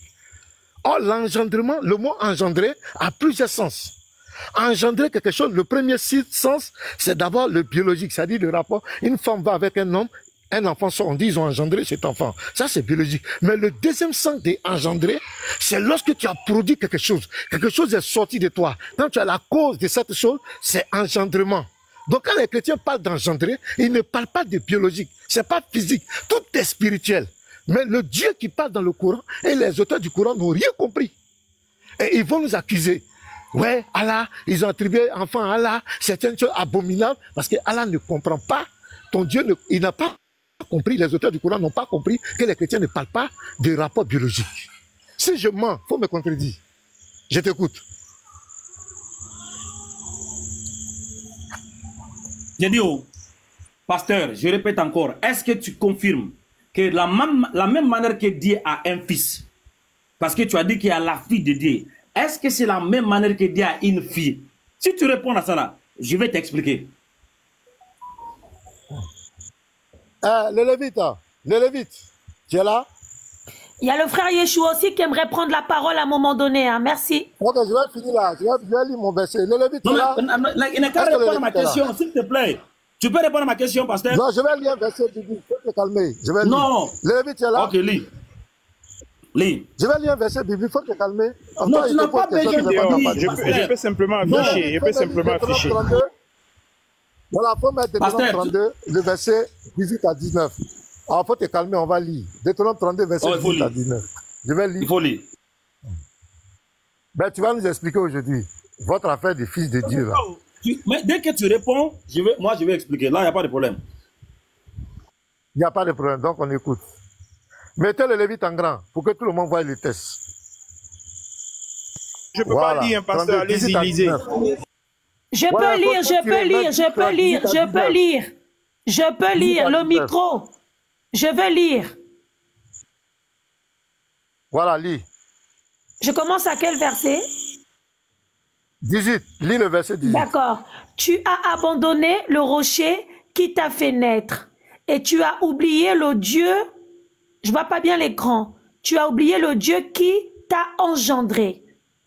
L'Éternel l'a vu et il a été irrité, indigné contre ses fils et ses filles. Il a Voilà dit... le verset ici. D'accord. Non, c'est bon, ça va. Voici le verset qui dit que l'Éternel a des fils et il a des filles. Maintenant, je repose ma question. Non, ok. Est-ce que... Est-ce que tu vas répondre à ma question, Attends, pasteur, il faut s'il te te plaît? calmer, il faut te Non, calmer. Je s'il te te montre le verset, plaît. il faut C'est te pas se calmer. calmer. Moi, je ne t'ai pas dit qu'il n'y Attends, a je vais pas te de donner la fils. parole. Calme-toi. Bon, tu vois, tu parles plus que moi et puis tu ne me laisses pas parler. Calme-toi. Je ne parle pas trop, Faut c'est pas toi qui fuir. prends tout le temps. Calme-toi. Je vais finir, je vais te donner la parole. Je vais finir, je vais te donner la parole. J'ai dit, pour toi là, et puis vous les musulmans, quand on dit l'Éternel a des fils, il a des filles là, pour vous là, comment vous comprenez ça? C'est la question que je vais te pose. répondre. Maintenant, tu avais dit une chose. L'office là, tu sais de quoi je parle. Tu connais très J'ai dit bien. l'Éternel a des fils et il a des filles. Voilà. Attends, pasteur. Est-ce qu'il y a une différence entre le fils et les fils dans la Bible? Oui, il y a une différence. Très bien. Donc, c'est cette différence que je vais mettre l'accent. Comme il y a une différence entre les fils et le fils, tu avais dit Dieu a une fille. Donc, je demande, la même manière que Dieu a le fils là. Attends, pasteur, tu avais dit Dieu a une fille. Tu avais dit ça. Tu as dit ça. Non. Est-ce que je t'avais demandé, est-ce qu'il y a la fille? Pasteur, tu avais dit Dieu a une fille. Tu avais dit ça. Donc, j'ai dit, il a des fils et des filles. Pasteur, pardon. Tu avais dit ça ici. Si tu as entendu ça, écoute-moi. Je vais rectifier. Si tu as entendu la fille, c'est que peut-être je me suis trompé. Je retire. J'ai dit Dieu a des fils et des filles. Donc, réponds à ma question. On va avancer. Ah. D'accord. Maintenant, si tu changes là, il n'y a pas de problème. Maintenant, si tu rectifies là, pourquoi tu ne dis pas la fille de Dieu? Attends, pasteur. Pourquoi tu ne peux pas dire la fille de Dieu? Pourquoi? Parce que ce n'est pas écrit. Il n'y a pas écrit la fille de Dieu. Ok, très bien. Parce que ce n'est pas écrit la fille de Dieu. Alors, la fille de Dieu, regardez. Est-ce que je t'ai pas montré la fille de Dieu? Attends, pasteur, attends. Ma question. Moussa Kamara, réponds à la question. Je vais répondre. Alors, réponds. Arrête de distraire les gens. Je sais qu'en train de dire, laisse-moi maintenant, je vais répondre. J'ai dit, le langage humain là, lorsque nous les utilisons pour s'adresser à Dieu là, ça vient avec des significations qui ne peuvent pas être attribuées au Créateur. La Bible est humaine, c'est pourquoi elle contient en elle des langages humains, donc qui ne doivent pas être attribués au Créateur, comme le fils ou les fils ou les filles. Ça là, lorsqu'on dit tel est le fils de Oustaz Kamara, humainement parlant, dans la compréhension selon le langage humain, on sait qu'est-ce que ça implique. Attribuer un enfant à quelqu'un, ça veut dire quelque chose. Ça ne vient pas hors sens. Donc, selon la compréhension de tous les chrétiens, parce que moi je parle avec beaucoup de chrétiens ici dans mon quartier, ou en débat, chaque chrétien a sa propre compréhension par rapport à ce terme, fils de Dieu. Il y a des chrétiens qui disent, Jésus-Christ est fils de Dieu proprement dit biologique. Ça veut dire quoi? C'est le fils de Dieu biologique. Il y a des chrétiens qui disent non, ce n'est pas un fils de Dieu biologique, c'est un fils de Dieu adoptif, Dieu l'a adopté. Il y a d'autres qui disent non, Dieu ne l'a pas adopté, c'est un terme métaphorique. Ça veut dire quoi? C'est dans le sens spirituel. Donc ça veut dire il est le serviteur de Dieu dans ce contexte-là. Donc chaque chrétien a sa compréhension. Donc comme on ne peut pas contrôler la compréhension de tout le monde, il y a des gens qui n'ont pas étudié, il y a des gens qui n'ont jamais été à l'école, ils prennent les choses telles qu'elles sont. C'est pour éviter ça. L'Éternel Dieu, quand il révèle son message, il choisit les langues et des paroles qui lui confirment lui sa divinité. Il ne va pas se dire que je suis un mouton, il sait que cela ne lui convient pas. Donc il ne va pas utiliser le langage qui va ressembler comme une créature ou un être qui a été créé. Donc le terme fils de Dieu vient avec lui une connotation qui contient en elle une compréhension humaine. C'est pourquoi, c'est là, lorsque nous l'attribuons à Dieu, ce n'est pas bon, parce que Dieu n'est pas dans une position d'avoir des fils ou des enfants. Il est le créateur. Il ne peut pas avoir un enfant. C'est dans ça là. Soit tu le comprends que c'est métaphorique, soit les autres chrétiens qui comprennent c'est biologique, ou les autres chrétiens qui comprennent c'est adoptif. Tout ça là, c'est le langage qu'on ne peut pas attribuer à Dieu, parce que l'Éternel, en aucun cas, peut avoir des enfants. Il est le créateur. D'accord, excusez-moi. Oustaz, il ne peut pas avoir des enfants, mais il peut avoir des esclaves. Yazambe, attends, non, mais... Pardon. Yazambe, il ne faut pas avoir détourné. Non, je viens. Pardon, je te demande pardon, ma soeur. S'il te plaît, pardonne-moi. Voilà. Oussa Kamara, je te mets au défi. Je te mets au défi. Aucun chrétien sur cette terre ne peut dire que quand on dit fils de Dieu, c'est biologique. Ce chrétien n'existe pas. Je te mets au défi. Envoie-nous un message WhatsApp, envoie-nous un message, une capture, envoie-nous un vocal de ta conversation avec ce chrétien. Aucun chrétien ne l'a dit. C'est la pensée de ton Dieu. Sourate 6, verset 101. Ton Dieu, pour lui, quand on parle de fils de Dieu, c'est qu'il faut avoir une compagne. Il dit quoi? Créateur des cieux et de la terre. Comment aurait-il un enfant quand il n'a pas de compagne? Voilà la pensée de ton Dieu. C'est la pensée du Coran. C'est la pensée du Coran. Aucun chrétien, même le chrétien le plus mal affirmé, n'a jamais dit que Dieu a eu des rapports biologiques avec une femme pour avoir des enfants. Aucun chrétien, je te mets au défi. C'est la preuve que le Dieu qui parle dans le Coran n'est pas le véritable Dieu. Parce que s'il était le véritable Dieu, il devait comprendre le dogme des chrétiens. Il devait comprendre la pensée des chrétiens. Mais ce Dieu s'est fouvoyé. En voulant nous réfuter, c'est-à-dire quelqu'un qui veut réfuter les chrétiens, il n'a même pas compris le dogme des chrétiens et il s'est fatigué pour aller écrire un livre aujourd'hui pour mettre la confusion sur la terre. Jamais un chrétien n'a dit que Jésus-Christ, sa naissance, elle est miraculeuse, elle est d'ordre spirituel. Quand on parle de fils de Dieu, enfant de Dieu, c'est comme on appelle ça, c'est une expression d'affinité. Pour montrer qu'on dépend de Dieu. Il est notre Père, il est la source. Ça dit que quand on dit fils, ça dit qu'on dépend de lui. Ça n'a rien à voir avec la biologie. Aucun chrétien n'enseigne. Moi, je suis pasteur, c'est nous qui enseignons dans nos églises. Aucun chrétien, tous les chrétiens qui sont sur le panel, il faut leur demander. Sur TikTok, aucun chrétien n'a dit que c'est Allah. C'est le Dieu de l'islam, tu comprends ça. C'est pourquoi tu as eu des difficultés pour répondre. Parce que toi-même, dans ta conscience, tu trouves que c'est absurde. Maintenant, toi-même, dans le Coran, là, Issa, il est le fils de Allah. C'est Allah qui l'a engendré. Si tu veux en aborder ce thème, tout de suite, tu tombes. Avec tes tests courants. Issa, là, il a été engendré par Allah. Issa, c'est le fils de Allah, selon le Coran. Donc moi, je m'arrête là pour laisser les autres parler. Voilà, merci.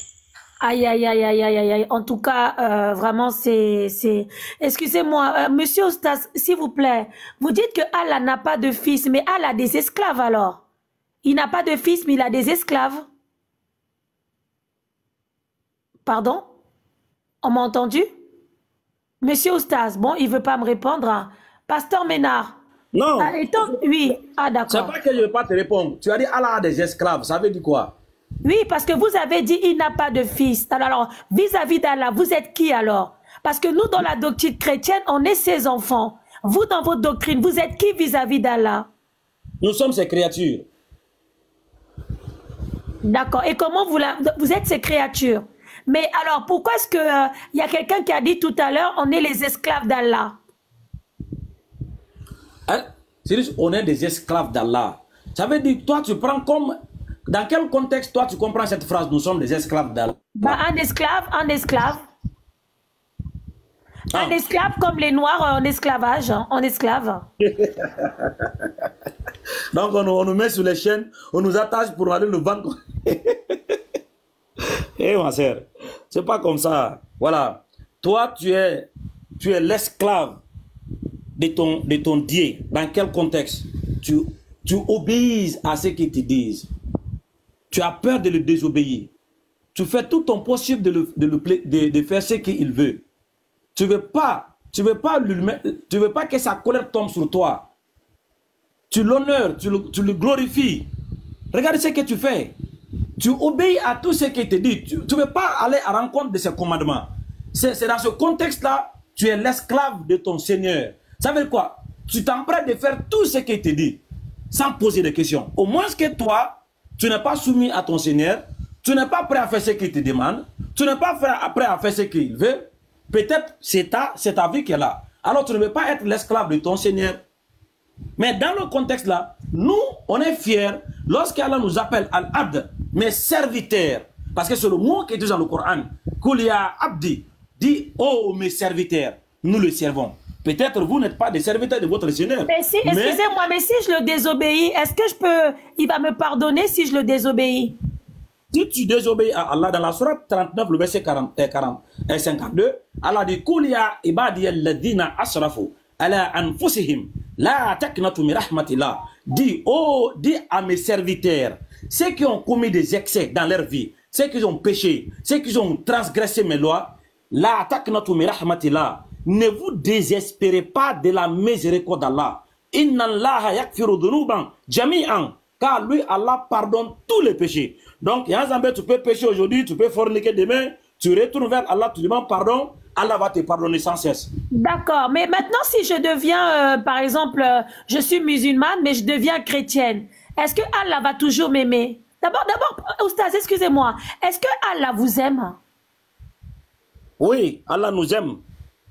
Il vous aime comment? En tant qu'esclave ou en tant que serviteur? Non, il nous aime en tant que serviteur, c'est pas en tant qu'esclave. Toi-même, Allah t'aime, Yazambé. D'accord, mais c'est écrit où qu'il vous aime, s'il vous plaît? Allah nous aime par la manifestation de ce qu'il nous en fait. Allah aime les personnes, les bienfaisants. Allah aime les bienfaisants. Ça veut quoi? Ceux qui font du bien, ceux qui obéissent à son commandement. Ceux-là, ils méritent un amour spécial de la part d'Allah. Donc, nous faisons notre mieux d'obéir à ce commandement. Attendez, il aime les bienfaisants, c'est les gens qui obéissent au Coran. Mais moi, qui n'obéis pas au Coran, est-ce qu'il m'aime? Toi qui n'obéis pas au Coran, Allah t'aime d'abord, ce n'est pas un amour spécial. Parce que Dieu aime tout ce qu'il a créé. C'est pourquoi il te nourrit, il te protège, il te soigne, il te donne tout ce que tu veux. Non, mais attendez, excusez-moi, vous avez dit que c'est écrit que Allah aime les bienfaisants. Mais moi, oui. Vous avez dit que les bienfaisants, c'est ceux qui obéissent à Allah et son messager. Moi, je n'obéis pas à Allah et son messager. Est-ce qu'il m'aime ou pas? Oui, l'amour spécial dont je parle, ça veut quoi? Cet amour que Allah pourra avoir pour les prophètes, pour les envoyés, pour ceux qui obéissent à ce qu'il a dit, tel qu'il a dit, cet amour spécial-là, qui sera une récompense erreur au jour de la résurrection, tu ne l'auras pas. Mais l'amour général que Allah a pour sa créature, pour sa création, ici dans le monde, comme la pluie tombe sur tout le monde, les mécréants, les croyants, cet amour-là, Allah va te nourrir, va te protéger. Parce que si parce qu'il fait tomber la pluie sur moi, c'est qu'il... Parce qu'il fait tomber la pluie sur moi, c'est qu'il m'aime. Mais si toi, tu es là d'abord, le fait que tu vis d'abord, c'est qui manifeste l'amour d'Allah vers toi. Parce que si tu n'aimes pas, tu ne vis pas. Mais alors pourquoi il a dit qu'il aime seulement les bienfaisants? Pourquoi il n'a pas dit qu'il aime tout le monde alors? Non, mais c'est ce que j'ai dit. Oh. Il y a l'amour, donc Allah a pour tout le monde, cet amour général. Tu es croyant, tu n'es pas croyant, tu es ici, Allah va te donner tout ce que lui t'avait promis. Mais l'amour spécial, où il va te récompenser au paradis, la vie éternelle, cet amour est réservé pour ceux qui auront obéi à son commandement. Mais pourquoi il n'a pas dit? Pourquoi il n'a pas dit dans le Coran? Il a seulement dit j'aime les bienfaisants. Pourquoi il n'a pas dit comme Jésus, Dieu a tant aimé le monde? Pourquoi lui il a seulement dit qu'il aime les bienfaisants? Parce que là, Oustad, là vous m'expliquez que Allah m'aime. Mais là c'est vous qui le dites. Mais est-ce que Allah l'a dit dans le Coran qu'il m'aime? Même si je ne crois pas en Allah et son messager. Non, Allah n'aime pas les mécréants. Ceux qui désobéissent. Il n'aime pas alors. Ceux qui transgressent. Oui, mais voilà. il n'aime pas alors. Attends, ma soeur, pardon. Je vais te poser une question. Dans le texte que tu viens de prendre, la Jean 3,16 là, est-ce que c'est conditionnel ou bien c'est pas conditionnel? C'est-à-dire Jean 3,16 que tu viens de dire là. Dieu a tant aimé le monde. Oui, bien sûr, Dieu a tant aimé. Attendez, Dieu a tant aimé le monde qu'il a donné son Fils unique afin que quiconque ne périsse point et la vie éternelle. Il a tant aimé. Tu as sauté. Lis, sort le mot là. Quiconque quoi? Quiconque croit en lui. Voilà. Et la vie éternelle. Mais attendez, Oustaz, il a dit d'abord, regardez, il a dit d'abord, il a tant aimé le monde. Maintenant, il aime tout le monde. Attendez, il aime tout le monde. Mais pour avoir la vie éternelle, il faut croire en Jésus-Christ. Mais Allah, oui, mais attendez. Est-ce qu'il y a un verset où Allah dit aussi qu'il aime tout le monde? Mais pour aller au ciel, il faut adorer Allah et son messager. Est-ce qu'il y a un verset où il dit qu'il aime tout le monde d'abord, avant d'accepter Allah et son messager? Est-ce que vous avez ce sourate, s'il vous plaît? Non, Allah aime tout le monde. D'accord, non, d'accord. Ce n'est pas dans le Coran. Mais Allah dit, Allah dit, nous avons créé l'homme sur la forme la plus parfaite. Et dans le Coran, Allah dit, il a honoré les fils d'Adam. Cela veut dire quoi? La création de l'être humain, Allah dit, il nous a honoré. Sans exception. Nous tous, Allah nous a honoré. Mais cet amour spécial-là, qui méritent la vie éternelle, cela donné à ceux seulement qui obéissent à ce qu'ils disent. D'accord, donc étant donné que je réunis Allah et son messager, vous dites ce soir que Allah m'aime. Même si je ne crois pas en Allah et son messager, vous dites qu'il m'aime quand même. Non, non, quand tu ne crois pas à Allah et à son messager, Allah ne va pas t'effacer ici parce qu'il t'avait créé. Est-ce qu'il m'aime, même si je ne crois pas à Allah et son messager? Non, il t'aime du fait qu'il t'a fait exister. Il t'aime du fait qu'il te nourrit. Il t'aime du fait qu'il te protège. Il t'a donné la santé. Il t'a donné des enfants. Mais c'est écrit où, c'est écrit où? Mais moi, j'aimerais que ça soit écrit. Non, personnellement, il faut que ça soit écrit. Parce que vous, je sais que vous m'aimez bien. Mais est-ce que Allah, votre Dieu, m'aime? Parce qu'il a dit, il aime que les bienfaisants. Et vous avez expliqué que les bienfaisants, c'est ceux qui croient à Allah et son messager. Moi, je ne crois pas en Allah et son messager. Moi, je crois en Jésus-Christ de Nazareth. Alors, est-ce qu'il m'aime comme ça? Est-ce qu'il m'aime? C'est tout. Non, maintenant, moi, je ne crois pas en Jésus-Christ. Je ne crois pas en Jésus-Christ en tant que Dieu ou en tant que fils de Dieu où il met mes péchés là. Est-ce que ton Dieu m'aime? Oui, il t'aime parce qu'il a tant aimé le monde. Et vous faites partie du monde. Donc je vais aller au paradis. Il vous aime en tout cas. Non, je vais aller au paradis. Il vous a tant aimé, il vous aime. Non, est-ce que je vais aller au paradis? Il vous aime. C'est ça le problème, ma sœur. Non, mais il vous aime, c'est écrit, il vous aime. Moi, je ne peux pas dire qu'il vous aime pas. Non, je sais qu'il m'aime. Est-ce que moi, je parle au paradis? Mais si vous ne croyez pas en la parole, vous n'irez pas au paradis. Mais il vous aime. Alors, est-ce qu'il m'aime alors? Est-ce qu'il m'aime? Mais il vous aime, il a dit, il a tant aimé le monde. Vous êtes dans ce monde. Non, mais il va me jeter à l'enfer. Est-ce qu'il m'aime? Mais il vous aime, il a tant aimé le monde. Il attend seulement que vous croyez en son fils. Est-ce que c'est pas Yanzabé qui l'a dit. Est-ce qu'on peut jeter celui qu'on aime à l'enfer? Oustaz, s'il vous plaît. Moi, vous m'avez dit... D'accord, on laisse la parole. Moi, je comprends pas. Hein. Bah, en tout cas, il a dit qu'il vous aime. Hein. Il a dit qu'il vous aime dans Jean 3,16. Il a tant aimé le monde. Et vous faites partie de ce monde. Allez-y, frère Yeshua. Oh là là, vous me faites crier. Frère Yeshua, allez-y. Frère Yeshua, allez-y. Yeshua, il est déjà 23h21 minutes. Non, parce que non. Vous avez réfuté pour la langue en arabe. Le frère Yeshua va vous répondre. Frère Yeshua, s'il vous plaît. Je ne vais pas prendre. Je n'ai pas dit que je vais descendre. Seulement, je ne pourrai pas prendre beaucoup de temps maintenant. Quoi. Il est 23h ici. Ok. Frère Yeshua, allez-y. Voilà. Frère Yeshua. Frère Yeshua, votre micro. Frère Yeshua, votre micro. D'accord. Pasteur le Lévite, par rapport à la langue arabe, qui veut répondre? Parce que le frère Yeshua, il ne répond plus. Pasteur Ménard, pour la langue arabe, qui veut parler? Il avait dit quoi? Il a dit par rapport à la langue arabe que... Voilà, parce que le frère Yeshua a dit que Allah est un Dieu arabe. Ah, ok, d'accord. Moi, en fait, la question est simple. Hein. Moi, j'aimerais savoir comment est-ce que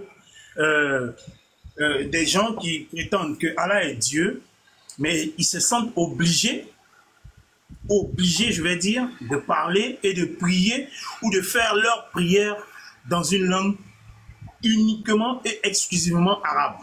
Ça n'a pas de sens. J'ai vu sur Internet, par exemple, sur le Meta, j'ai vu qu'un autre homme, un noir, bien évidemment, qui a essayé de faire cette prière dans une langue qui n'est pas l'arabe. Ce dernier a été pratiquement maté. Il a été lynché par les injustes sur Internet, sur le Meta. Comment donc ils peuvent expliquer ce fait? C'est de ça que nous parlons. Parce que s'il est Dieu, évidemment, il peut comprendre toutes les langues. Peu importe dans la langue dans laquelle on le prie, il doit être à mesure de comprendre toutes les langues. Voilà. Nous, on a montré un verset ici. Toute langue confessera. C'est écrit. Toute langue confessera. Donc, peu importe la langue, tu confesseras. C'est ce qui est écrit. Mais pourquoi chez eux, c'est une obligation de prier ou de faire leur prière dans la langue arabe? Ils disent qu'ils récitent le Coran. C'est le Coran qu'ils récitent. On dit d'accord, vous récitez le Coran. Mais le Coran a été traduit en français. Donc, la même chose que vous dites en arabe, la même chose alors peut être dit en français, puisque ça a été traduit. Ça a été traduit. Au jour d'aujourd'hui, quand ils se relèvent et puis ils prêchent sur leur panel, quand ils prêchent là, c'est le Coran qu'ils prêchent. Mais le Coran qu'ils prêchent, c'est un Coran en français. Pourquoi donc il ne prêche pas en arabe? Si vous voulez conserver, il a parlé tout à l'heure de conservation de la langue, de l'arabe, du Coran, etc. Mais cependant, quand il est dans son live, quand il parle du Coran, quand il cite les versets du Coran, il ne les cite pas en arabe. Mais il faut rester dans ta logique. Tu as parlé de conservation de la langue arabe. Donc, prêche ton Coran dans ta langue. Il faut préserver le Coran en tout temps, en tout lieu. Mais pourquoi quand il s'agit de prier ou de faire ce que tu appelles ta prière, là tu fais ça en arabe, mais quand il s'agit de prêcher, là tu prêches en français. Mais ça n'a pas de sens. C'est parce qu'ils savent que ce qui est écrit dans le Coran, si les gens comprennent ce qu'ils récitent, mais les gens vont se poser des questions. Le pasteur a montré des versets. Tu penses que celui-là, qui est musulman, qui va se mettre au coin de la maison ou au coin de la rue, en train de prier, il y a des gens qui sont autour, mais quand il va faire cette prière, il va réciter le Coran, et puis il va dire que toi, chrétien, puisque la sourate 9, verset 30 parle des chrétiens, toi, chrétien qui dis que Jésus est fils de Allah, que Allah t'anéantisse, vous pensez qu'il va finir sa prière?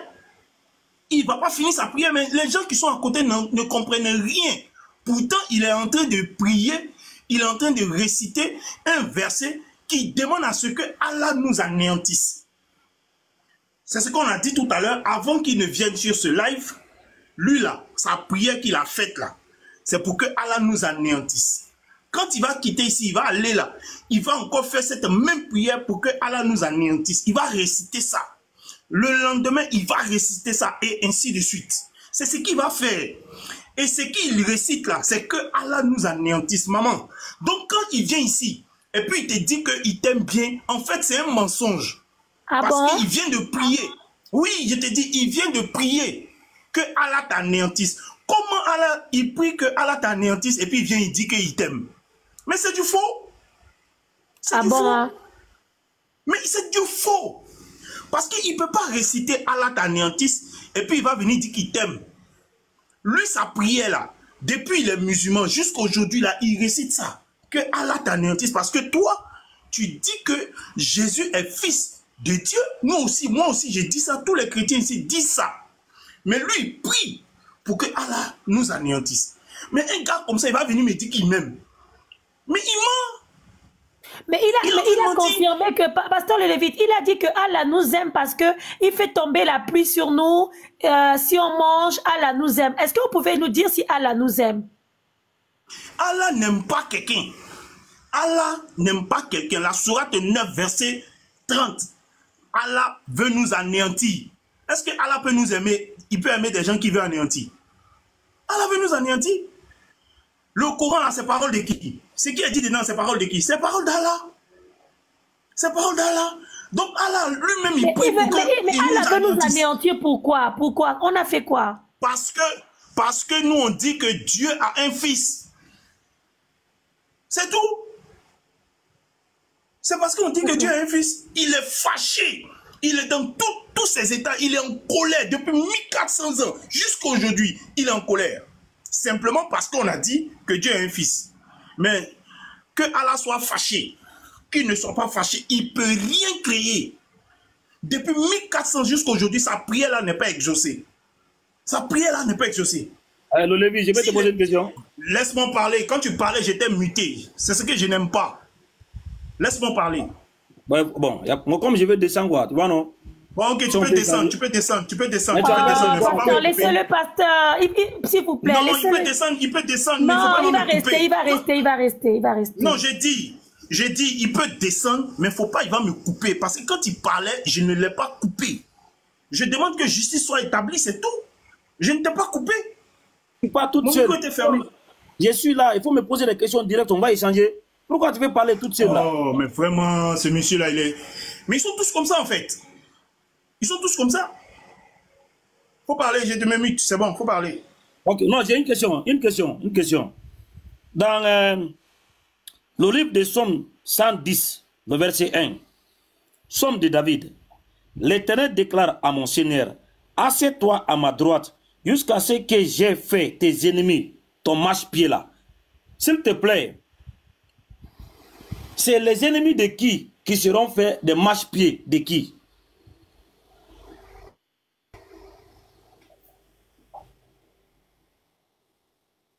Pasteur le Lévite, merci.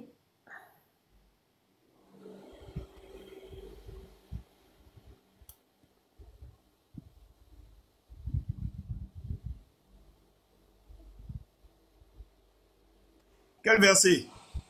Verset 1. Verset 1, oui. Ok. De David. Psaume. Oui. Psaume. Parole de l'Éternel à mon Seigneur. Assieds-toi à ma droite jusqu'à ce que je fasse de tes ennemis ton marchepied. Donc c'est le Seigneur, celui à qui il parle. Laisse-moi parler. Tu m'as posé une question, tu mutes ton micro et tu me laisses parler. David dit, parole de l'Éternel à mon Seigneur. Assieds-toi à ma droite. Donc celui à qui il dit de s'asseoir à sa droite jusqu'à ce que je fasse de tes ennemis. Donc celui qui s'assoit à la droite de Dieu, lui, ses ennemis-là, il dit jusqu'à ce que je fasse de tes ennemis. Tes. Donc les ennemis de celui qui est assis à sa droite, ton marchepied. Les ennemis. C'est qui? C'est qui comment? Tu veux que je te donne quoi? Tu veux que je te donne quel nom?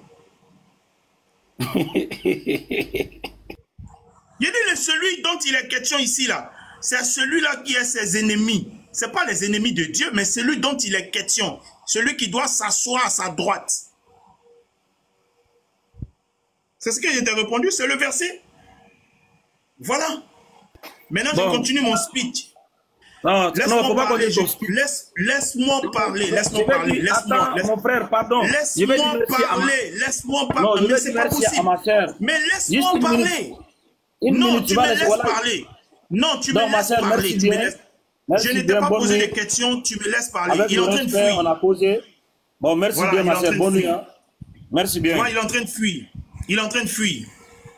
Voilà, il a fui. Allez-y, pasteur. Expliquez-nous, marchepied, expliquez-nous. Non, maman, je ne rentre pas dedans. Je ne rentre pas dans ça. Voilà, moi, c'est juste ça là que je voulais parler. Sourate 9, verset 30.